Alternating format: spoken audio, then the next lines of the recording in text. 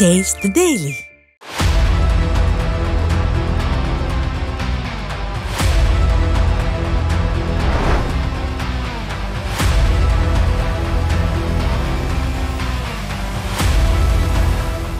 News J தொலைக்காட்சி நேயர்களுக்கு வணக்கம். இன்றைய சொல்லியடி நிகழ்ச்சியின் சிறப்பு விருந்தினராக அதிமுகவிலிருந்து திரு வடுகப்பட்டி சுந்தரபாண்டியன் அவர்கள் நம்மோடு இணைந்திருக்கிறார். அவரிடம் பேசலாம். சார் வணக்கம். சார் வணக்கம் உமேஷ்.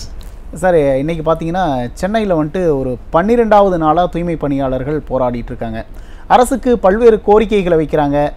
தூய்மை பணியாளர்கள் இன்றைக்கி கண்ணீர் சிந்துறாங்க. ஆனால் ஆட்சியாளர்கள் அவங்களோட கோரிக்கைகளை செவி கொடுத்து கேட்காத மாதிரியே தான் இருக்குது. இதை நம்ம எப்படி சார் புரிஞ்சுக்கிறது? ஒரு பழமொழி சொல்லுவாங்க, பேய்கள் அரசாண்டால் பிணம் தின்னும் சாத்தான்கள்மாங்க. அந்த மாதிரி ஒரு கொள்கை கொண்டு வருவோம். அது மாதிரி ஒரு மக்கள் நலன் மீது அக்கறை இல்லாமல், மக்கள் மீது எந்த விதமான பற்று பாசமும் இல்லாமல், நாம் ஏன் ஆட்சிக்கு வந்தோம், நம்முடைய ஆட்சியினால் மக்களுக்கு என்னென்ன நன்மைகள் அப்படிங்கிற சிந்தனையே இல்லாமல், எல்லாமே சுய நலம், சுய லாபம், சுய குடும்ப வளர்ச்சி, இந்த மூணை நோக்கி ஒரு அரசு போகுதுங்கிறப்ப அப்போ நீங்கள் நன்மைகள் எதிர்பார்க்க முடியாது. ஓகே, தூய்மை பணியாளர்கள் அவர்கள் ஆதங்கத்தெல்லாம் கொட்டுறாங்க. நீங்கள் சென்னை மாநகராட்சிக்கு முன்னாடி அவ்வளோ பெரிய மழை பெய்யுது, 2 நாளாக மழை பெய்யுது. இந்த 13 நாள் 11 நாள் ஆகுது. இந்த 2 நாளாக மழை பெய்யுது. இந்த அடாத மழையிலும் அவங்க அங்கேயே உட்காந்துருக்காங்க. அந்த சம்பந்தப்பட்ட துறை அமைச்சர் திரு KN நேரு அவர்கள், அவர் இதுவரைக்கும் வாய் திறந்து என்னன்னு கூட கேட்கல. நீங்கள் முதலமைச்சர் என்ன எதுவும் பேசவே இல்லையே சார்? முதலமைச்சர் காதுக்கு போச்சா போகலையாங்கிறதே தெரியல. ஏன்னா முதலமைச்சர் எந்த நிலையில் இருக்காருங்கிறது. எனக்கு இந்த போராட்டம் தமிழ்நாட்டோட வேறு பகுதியில் எங்கு நடந்தாலும் கூட சரி அப்படின்ட்டு இருக்கலாம். ஆனால் இது சென்னையிலே நடக்குது. சென்னை மாநகராட்சி அலுவலகத்துக்கு முன்னாடியே நடக்குது. ஒரு முக்கியமான இடத்துல நடக்கும்போது முதலமைச்சரோ இல்லை ஆட்சியாளர்களோ அதுக்கு செவி கொடுக்காமையே இருக்காங்களே, அப்போ தூய்மை பணியாளர்களை அலட்சியமாக நினைக்கிறாங்களா அப்படிங்கிற ஒரு கேள்வி. நிச்சயமாக 100% தூய்மை பணியாளர்களை அலட்சியமாக நினைக்கிறாங்க. அதே மாதிரி இன்றைய தினம் சாலை பணியாளர்களை பார்த்தீங்கன்னா அவங்கள அலட்சியமாக நினைக்கிறாங்க. அடித்தட்டு பணியாளர்கள் அத்தனை பேரையுமே அலட்சியமாக நினைக்கின்ற ஒரு அலங்கோலமான ஆட்சி ஸ்டாலினுடைய ஆட்சி. ஓகே, எல்லா தரப்பு மக்களையும் துன்பத்திற்கு ஆளாக்குகிறார்கள். அனைத்து தரப்பு மக்களையும் ஏதாவது ஒரு விதத்திலே இன்னல் இடையூறு கொடுத்து கொண்டே இருக்கக்கூடிய ஒரு மகா மட்டரகமான ஆட்சி என்று சொன்னால் அது இன்றைக்கு நடைபெற்று கொண்டிருக்கின்ற ஸ்டாலினுடைய ஆட்சி. ஓகே, இதை யாருமே மறுக்க முடியாது. நீங்கள் அனைத்தையுமே தனியார் மயத்திற்கு கொண்டு போய் கொண்டிருக்கிறார்கள். சென்னை மாநகராட்சியில் இது மட்டும் கிடையாது. நீங்கள் இந்த கழிப்பறைகள், சென்னை மாநகராட்சியில் கிட்டத்தட்ட ஒரு 1000 கோடி ரூபாய்க்கு அந்த கழிப்பறைகள் விஷயத்தில் பெரிய கழிப்பறை பராமரிப்பு தனியாருக்கு விட்டதில் மிகப்பெரிய 1000 கோடி ரூபாய் அதில் ஊழல் நடந்திருக்குதுன்னு எல்லா தரப்பு மக்களும் இன்னைக்கு வெளிப்படையாக பேசுகிறாங்க. ஆனால் முதலமைச்சர் வாய் மூடி மௌனியாக இருக்கார். ஓகே, அதே மாதிரி நீங்கள் பார்த்தீங்கன்னா இந்த பணியாளர்கள், தூய்மை பணியாளர்கள், அவங்க காலையில் 3 மணிக்கு எந்திரிச்சு பணியாற்றுகிறோம்ங்கிறாங்க. காலையில் 3 மணிக்கு எந்திரிச்சு அந்த 3 மணியிலிருந்து சென்னை மாநகரத்தில், அதுவும் மிக முக்கியமாக இருக்கக்கூடிய அந்த பகுதியில் மாநகராட்சி, சென்ட்ரல் ரயில் நிலையம், அதே மாதிரி பக்கத்தில் இருக்கிற வால்டாக்ஸ் ரோடு, மிகப்பெரிய வணிக ஸ்தலமாக இருக்கக்கூடிய அந்த பாரிமுனை பகுதி அனைத்தையுமே சுத்தம் செய்யக்கூடிய அந்த 2 ஜோனல், அதெல்லாம் உட்பட்ட பகுதி. அந்த பகுதியில் அவங்க 24 மணி நேரம் பணி செய்வதை போல செஞ்சுக்கிட்டு இருக்காங்க. அதை தான் சொல்கிறாங்க, நாங்கள் நேர காலம் பார்த்துலாம் உழைக்கிறது இல்லை, நைட்டு எத்தனை மணி ஆனாலும் பெண்களாக இருந்தாலும் நாங்கள் எங்களோட பணியை கரெக்டாக செஞ்சோம். எதிர்க்கட்சி தலைவராக இருக்கும்போது ஸ்டாலின் கொடுத்த வாக்குறுதியை நம்பி தான் நாங்கள் திமுகவுக்கு ஓட்டு போட்டோம். ஆனால் இன்றைக்கி ஒரு ஆட்சிக்கு முதலமைச்சர் ஆன பிறகு எங்களோட கோரிக்கைகளை கண்டுக்கவே மாட்டேங்கிறாரு, அப்போ எங்களை ஏமாற்றிட்டு தான் ஓட்டு வாங்கிட்டார் அப்படின்னு ரொம்ப ஆதங்கத்தை வெளிப்படுத்துகிறாங்க சார். அவரை மட்டுமா ஏமாற்றிருக்காங்க, நாட்டையே ஏமாற்றிருக்காரு. அவங்களாம் என்ன கிள்ளுகிற மாதிரி அவருக்கு. ஓகே, நீங்கள் ஒரு செய்தி இது வரைக்கும் நீங்கள் இன்னும் பார்த்தீங்கன்னா கூட்டணி கட்சி தலைவர்கள்லாம் போய் பார்க்குறாங்க. திரு தொல் திருமாவளவன் அவர்கள் போய் பார்க்குறாங்க. அதே மாதிரி மார்க்சிஸ்ட் கம்யூனிஸ்ட் கட்சியினுடைய தலைவர் சண்முகம் போய் பார்க்குறாரு. மற்ற கூட்டணி கட்சி தலைவர்கள்லாம் போய் பார்க்குறாங்களே ஒழிய அதற்கான தீர்வை முதலமைச்சர்கிட்ட போய் சொல்கிறாங்களா அப்படின்னா கிடையாது. ஆக ஏதோ ஒரு நாடகம். அப்போ அவங்களாம் பார்க்குறாங்க, எதுவும் தீர்வு சொல்லலை அப்படின்னா நாங்களும் தூய்மை பணியாளர்களோடு இருக்கிறோம் அப்படிங்கிற ஒரு பிம்பத்தை உருவாக்க நினைக்கிறாங்க. இரட்டை வேடம். நீங்கள் அவங்களுக்கு கூட்டணி கணக்கு, லாப கணக்கு. அது என்ன காரணத்தினாலேயோ தெரியல, திமுக சர்க்கார் செய்யக்கூடிய அனைத்து தவறான செயல்களுக்கும் கூட்டணி கட்சியாக விளங்கி கொண்டிருக்கக்கூடிய திரு தொல் திருமாவளவன் அவர்களும் இந்திய கம்யூனிஸ்ட் கட்சி, மார்க்சிஸ்ட் கம்யூனிஸ்ட் கட்சியினுடைய தலைவர்களும் அனைவருமே இன்றைக்கு துணை போய் கொண்டிருக்கக்கூடிய காட்சியை நாம் பகிரங்கமாக பார்க்கிறோம். எல்லா இடங்கள்லையும் பார்க்கிறோம். நீங்கள் அவங்க வந்து வாய் திறக்க கூட மறுக்கிறாங்க. நீங்கள் இன்றைய தினம் திரு சண்முகம் அவர்கள் போய் அந்த தூய்மை பணியாளர்களை சந்திச்சுட்டு என்ன சொல்கிறாரு, மத்திய சர்க்கார் மாநில சர்க்கார் ரெண்டுமே வந்து கார்பரேட்டாக மாறிட்டு இருக்கு அப்படின்னு சொல்கிறாரே ஒழிய, ஏன் நீங்கள் கூட்டணியில் இருக்கக்கூடிய அந்த கார்பரேட்டாக மாறிட்டு இருக்கக்கூடிய முதலமைச்சரை நீங்கள் போய் கண்டிக்க கூடாதா? அப்போ இரட்டை வேடம் போடுறாங்க. நீங்கள் பாவம் மிகப்பெரிய அப்பாவித்தனமான அந்த தொழிலாளர்களை பார்க்கும்போது தமிழ்நாடே இன்றைக்கு வருத்தப்படுறாங்க. ஆனால் தூய்மை பணியாளர் சொல்கிறாங்க, எங்களோட அந்த பணியை வந்து தனியாருக்கு ஒப்படைக்கிறது மூலமாக திமுக அரசு வந்து கார்பரேட்டுகளுக்கு ஆதரவாக இருக்குது, எங்களோட நலன் மீது திமுக அரசுக்கு அக்கறை இல்லை, கார்பரேட்டுகளுக்கு தான் ஆதரவாக இருக்குது, தனியார் மையத்தை ஊக்குவிக்குது அப்படின்றாங்க. திமுக அரசு உண்மையிலே தனியார் மையத்தை நோக்கி தான் நகர்ந்துட்டு இருக்கா? எல்லா விஷயத்திலையும். நீங்கள் சமீபத்தில் பார்த்தீங்கன்னா போக்குவரத்து கழகத்தையே தனியாருக்கு தாரை வார்க்க முனைஞ்சாங்க. ஓகே, மாண்புமிகு அண்ணன் எடப்பாடியார் அவர்கள், கழக பொதுச் செயலாளர் எடப்பாடியார் அவர்கள் அதுக்கு வான் பண்ணதுக்கு பிறகுதான் அதை நிப்பாட்டினாங்க. பல்வேறு எதிர்ப்புகள் வந்தது. அதே மாதிரி இப்போ பார்த்தீங்கன்னா இன்னைக்கு சாலை பணியாளர்கள், அந்த பணியாற்றி கொண்டிருக்கக்கூடிய அந்த சாலை பணியாளர்களை, அரசு பணியில் இருக்கக்கூடியவங்களை, அவங்கள தூக்கி இன்னைக்கு தனியார் கையில் ஒப்படைப்போம்னு சொல்லி அவங்க இன்னைக்கு போராட வர்றாங்க.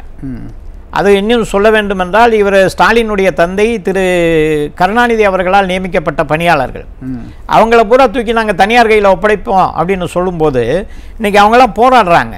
அது மட்டுமல்லாமல் நீங்கள் சென்னை மாநகராட்சியில் இருக்கக்கூடிய அந்த கழிப்பறைகளை தனியாருக்கு தாரை பார்த்துட்டாங்க.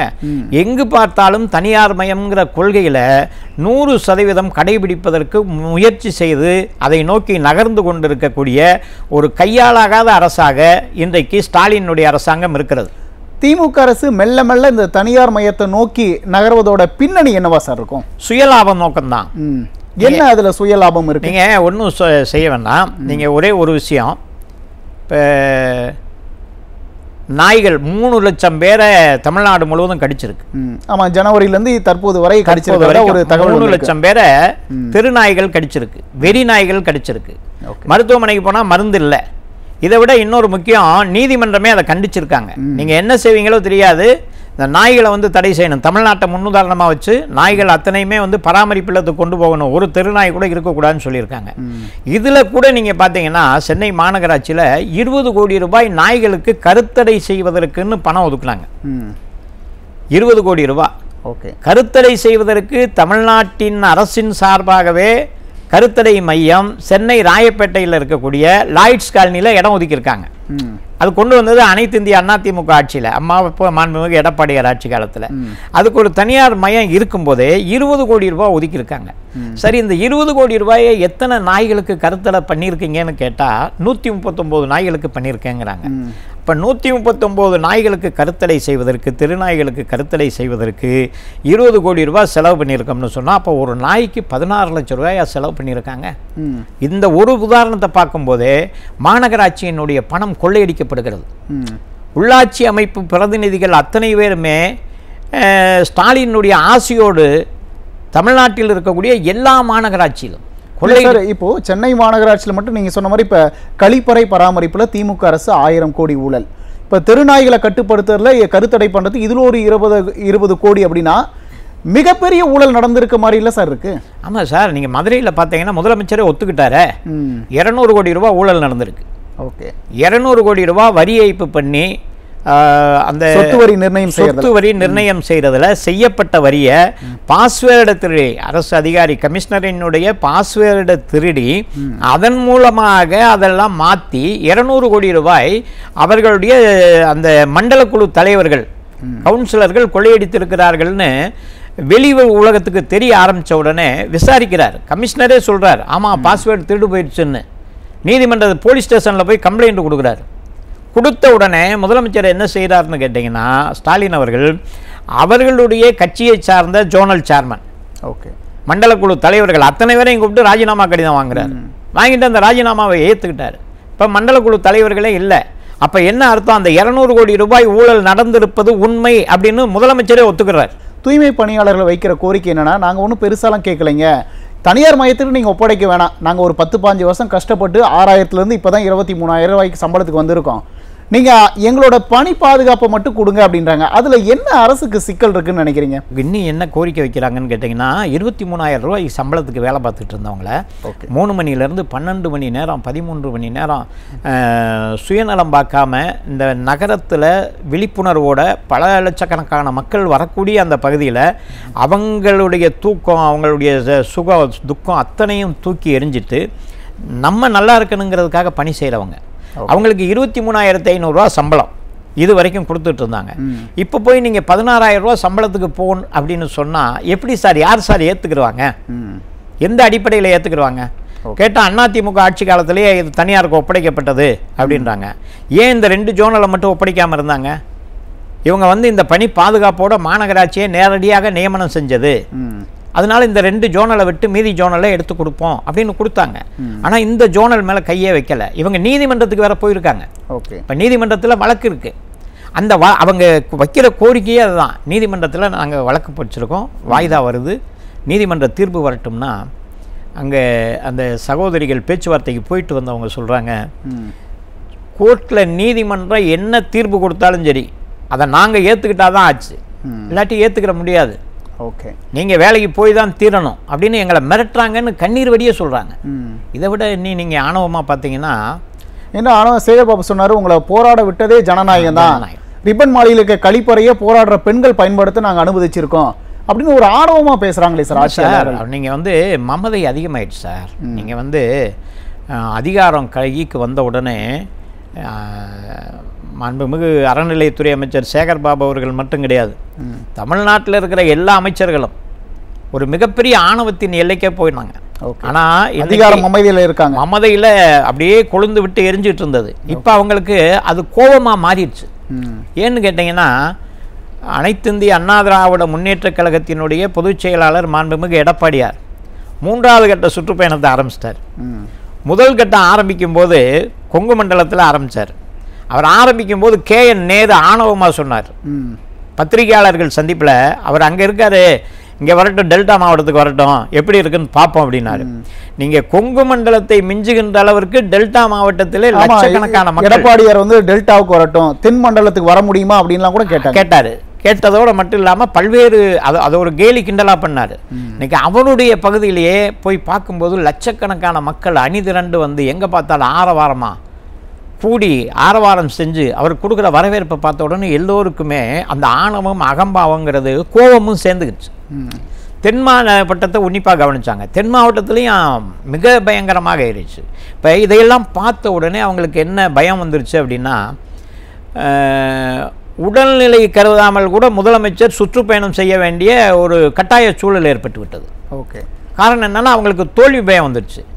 இதுவரைக்கும் தலை காட்டாமல் இருந்த துணை முதலமைச்சர் கூட இப்போ என்ன பண்ணுறாருன்னு கேட்டிங்கன்னா, அங்கங்கே போகணுங்கிற மாதிரி எண்ணத்துக்கு வந்துடுறாங்க. அப்போ மாண்புமிகு எடப்பாடியார் அவர்களினுடைய இந்த சுற்றுப்பயணம் அகம்பாவம் ஆணவத்தோடு இருந்த திமுக அமைச்சரவைக்கு இப்போது கடும் கோபத்தையும் கொடுத்து, அந்த கோபத்தினால் பல்வேறு தவறான நடவடிக்கைகளுக்கு போகிறார்கள். இல்லை, இப்போ முதலமைச்சருக்கும் துணை முதலமைச்சருக்கும் அந்த பயம் வந்திருக்கிறதுக்கு காரணம், எதிர்க்கட்சி தலைவர் எழுச்சி பயணத்தில் மக்கள் முன்னாடி திமுக செய்கிற அவலங்களை எடுத்து சொல்றாருல, அதன் காரணமாக இருக்குன்னு நம்ம புரிஞ்சுக்கலாங்க. அவர் ரொம்ப யதார்த்தமாக சொல்றாரு. ரொம்ப அதாவது நீங்க பாட்டிலுக்கு 10 ரூபா வாங்குற விஷயத்தை எவ்வளவு லேசாக கொண்டு போய் சேர்த்துட்டாரு. அதே மாதிரி வீட்டு வரியை ஏற்றிருக்காங்க. எவ்வளோ வீட்டு வரி நீங்கள் எவ்வளோ கட்டினீங்க, எவ்வளோ இப்போ கட்டிட்டு இருக்கீங்க, மின்சார வரி எவ்வளோ கட்டினீங்க, அதிமுக ஆட்சி இருக்கிற வரைக்கும், நான் முதலமைச்சராக இருக்கிற வரைக்கும் எவ்வளோ கட்டினீங்க, இப்போ எப்படி இருக்குது, அம்மா கொடுத்த தாலிக்கு தங்கம் அந்த திட்டம் போயிடுச்சு, லேப்டாப் போயிடுச்சு அப்படின்னு அந்த இடத்துல அவர் பேச பேச இனிமையாக இயற்கையாக நீங்கள் பார்த்தீங்கன்னா எடப்பாடியார் அவருடைய அந்த நளினமான அந்த பேச்சிலேயே அந்த மக்களை கவர்ந்துடுறார். மக்கள் அதுக்கு தகுந்த ரியாக்ஷன் கொடுக்குறாங்க. இதெல்லாம் பார்க்குறாங்க. இதை பார்த்துட்டு முதலமைச்சர் ரோட் ஷோ போகிறாரு. ரோட் ஷோ போனால் இந்த செத்தவங்கையில் வெத்தலைப்பாக்கு கொடுத்தா எப்படி இருக்கும், அது மாதிரி அவருடைய நிலைமை அதை கண்ணில் பார்க்குறாரு. பார்த்த உடனே அவருக்கு மிரட்சி வர ஆரம்பிச்சு விட்டது. நம்ம மீது மக்கள் நல்லா இல்லை, கோபமாக இருக்காங்க, கோபத்தினுடைய வெளிப்பாடு வெகு விரைவில் தெரியும் அப்படிங்கிறது அவருக்கே தெரிஞ்சுதான். இப்போ திமுகவோட இந்த நாடகத்தை மக்கள் புரிஞ்சுக்கிட்டாங்களா? மக்கள் 100% புரிஞ்சுக்கிட்டாங்க. புரிஞ்சுக்கிட்டு வர 2026 தேர்தலில் சம்மட்டி அடி கொடுக்கக்கூடிய நிலையில் இப்போ குறிப்பாக அந்த தூய்மை பணியாளர் கூட சொல்லியிருந்தாங்க, ஏழைகளோட கண்ணீர் ஆட்சி அதிகாரத்தோட நாற்காலியை கூட பறிக்கும் அப்படின்னு சொல்லியிருந்தாங்க. அது 2026 எதிரொலிக்கும் அப்படின்னு நம்ம நம்பலாங்களா? நிச்சயமா சார். என்ன சார் எவ்வளவு கோபமா இருக்காங்க. நீங்க சென்னைனாலே திமுக கோட்டைன்னு சொல்லிட்டு இருந்தாங்க. நீங்க சென்னையில எங்க வேணாலும் போய் பாருங்க, எந்த இடத்துல வேணாலும் போய் பாருங்க, திமுகவிற்கு எதிரான மனநிலையில தான் சென்னை மாநகர மக்கள் அத்தனை பேர் இருக்காங்க. ஓகே. நீங்க பல்வேறு வியாபார கட்டிடங்கள் வைத்திருக்கக்கூடிய அத்தனை வியாபாரிகளும் சரி, அல்லது சொந்த வீடு வைத்திருக்கக்கூடிய அத்தனை வீடு வச்சிருக்கிறவங்களும் சரி, இவர்கள் வரைமுறை இல்லாமல் இந்த வீட்டு வரியை ஏற்றுனதில் கிட்டத்தட்ட சென்னை மாநகரத்திலேயே திமுக மிகப்பெரிய படுதோல்வியை சந்திக்கும். Okay sir. இந்த மக்களோட எதிர்ப்பை திமுக எப்படி சமாளிக்க போகுது, 2026 மக்கள் என்ன பதில் சொல்ல போகிறாங்க அப்படிங்கிறலாம் நம்ம பொறுத்து வந்து பார்ப்போம். நேரத்தை செலவிட்டு கருத்துக்களை பகிர்ந்தமைக்கு மிக்க நன்றி சார். நன்றி. நன்றி உமேஷ். நேயர்களே, மற்றும் ஒரு நிகழ்ச்சியில் சந்திப்போம். நன்றி, வணக்கம்.